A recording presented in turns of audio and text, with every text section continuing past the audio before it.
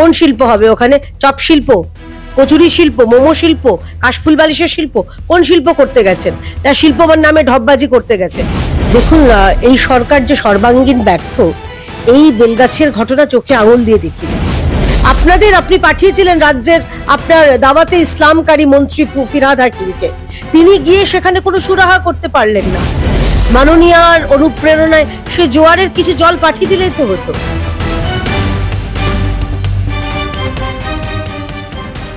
কিয়াদি, আপনাকে মাধ্যমে স্বাগত। ধন্যবাদ। দিদি, প্রায় এই যে বেলগাছিয়া, হাওড়ার বেলগাছিয়া ধস, প্রায় কয়েক হাজার মানুষ একেবারে বিপর্যস্ত অবস্থায় রয়েছে, তার প্রায় এক সপ্তাহ হতে যায়। আমরা দেখলাম সেমনভাবে সরকারি কোনো সহযোগিতা ঠিক তেমনভাবে আমরা দেখতে তৎপরতা থাকা দরকার সরকার, সেটা তো আমরা দেখতে পাচ্ছি না। কিভাবে দেখছেন বিষয়টা? দেখুন, এই সরকার যে সর্বাঙ্গীন ব্যর্থ, এই বেলগাছের ঘটনা চোখে আঙুল দিয়ে দেখিয়ে দিচ্ছে।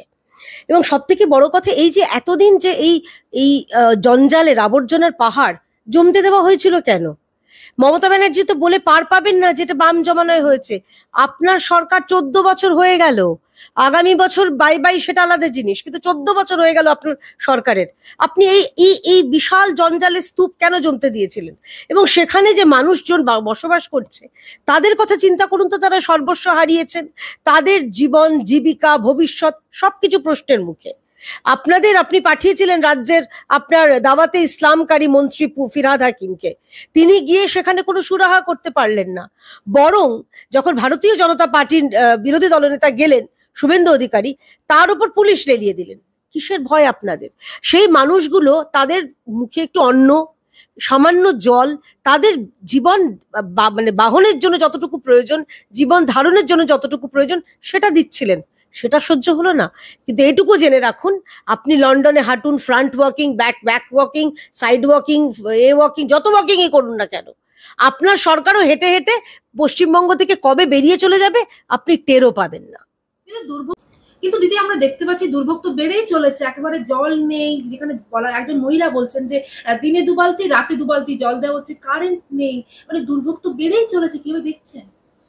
দুর্ভোগ নিয়ে কার চিন্তা আছে? এত উন্নয়নের জোয়ার বইছে চারিদিকে রাজ্যের মধ্যে, মাননীয়ার অনুপ্রেরণায় সে জোয়ারের কিছু জল পাঠিয়ে দিলেই তো হতো। আসলে আমার খুব খারাপ লাগছে বলতে কথাগুলো, কিন্তু এই প্রবল গরম আসছে, সেখানে 2 বালতি জলে সারাদিনে কি দিন যাপন করা যায়? নাকি রাত্রেও হবে? এক একটা পরিবারের যা সদস্য সংখ্যা থাকে, সেখানে কি 2 বালতি জল যথেষ্ট? কালীঘাটের ওনাকে বলুন না 2 বালতি জল নিয়ে সারাদিন অতিবাহিত করতে, তখন বুঝে যাবেন টেটটি। তা বা শান্তিনিকেতন ওই হরিশ চ্যাটার্জি, হরিশ মুখার্জি স্ট্রিটে আপনার যে ভাইপোমণি থাকে, তার বাড়িতে বলুন না 2 বালতি জল নিয়ে সংসার চালাতে, তখন বুঝে যাবে।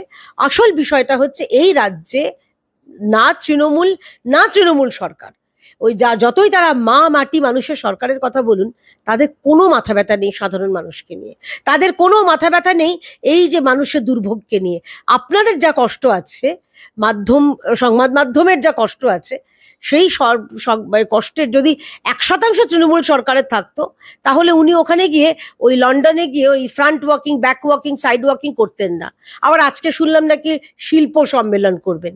কোন শিল্প হবে ওখানে? চপ শিল্প, কচুরি শিল্প, মোমো শিল্প, কাশফুল বালিশের শিল্প? কোন শিল্প করতে গেছেন?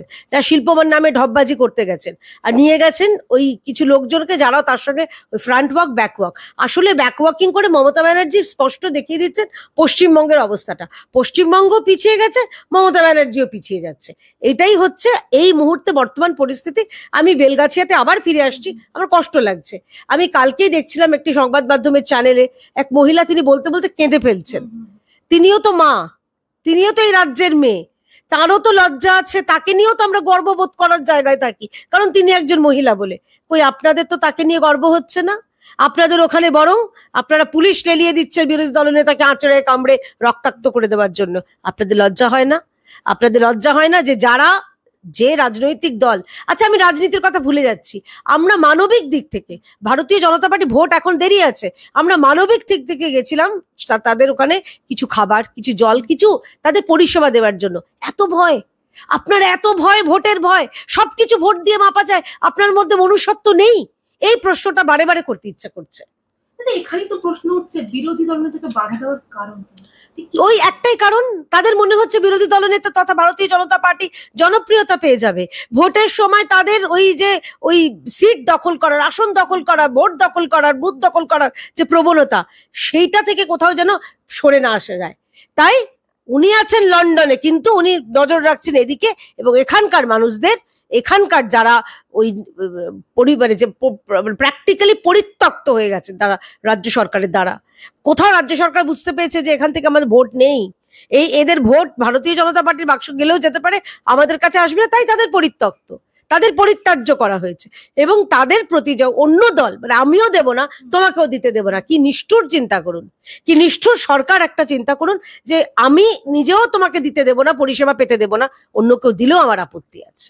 আমরা দেখছি বিরোধী দলনেতার পক্ষ থেকে একেবারে দেখা যাচ্ছে ক্ষতিগ্রস্ত 100 পরিবারকে ত্রিপল দেওয়া হয়েছে, মশারি দেওয়া হয়েছে, শুকনো খাবার, এমনকি আর্থিক সাহায্যও দেওয়া হয়েছে, এমনকি সেখানে রেশনের ব্যবস্থাও করা হয়েছে।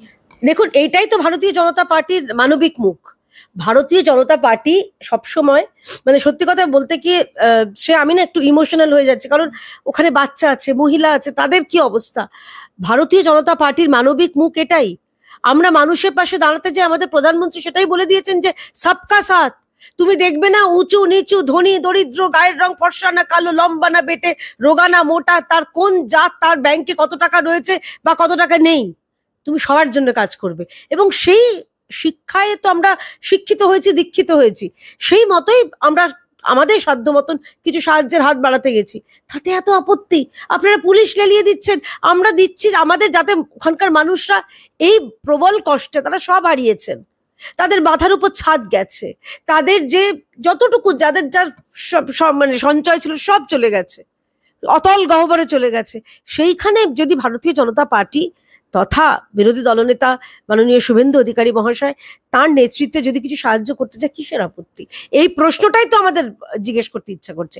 কেন আপনাদের আপত্তি? আপনারা নিজেরাই দিতে পারছেন না।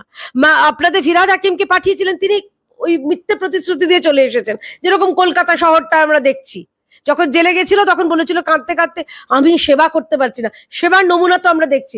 কলকাতার যে খাদ রাস্তাঘাটের, গ্রামের রাস্তাঘাট এর থেকে অনেক ভালো, সেখানে প্রধানমন্ত্রী গ্রাম সড়ক যোজনার কাজ হচ্ছে। বা কলকাতার বাইরে যখন জাতীয় সড়ক আমরা দেখছি, তখন কলকাতার রাস্তা, মানে কলকাতাবাসী হিসেবে আমাদের লজ্জা করছে। এই হচ্ছে তার সেবা করার নমুনা।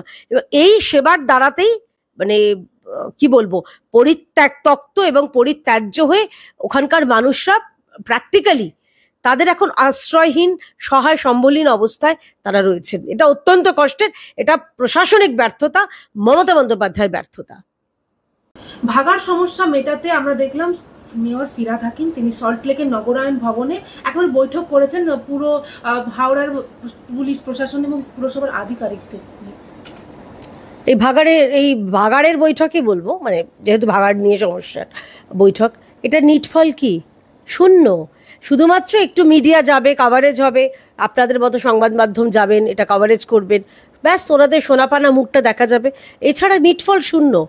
যদি ওনাদের সত্যি মানে ইচ্ছা থাকতো, সদিচ্ছা থাকতো, তাহলে এতদিন ধরে আমার তো প্রশ্ন একটাই, এই আবর্জনা স্তূপ কেন তৈরি হতে দিয়েছে?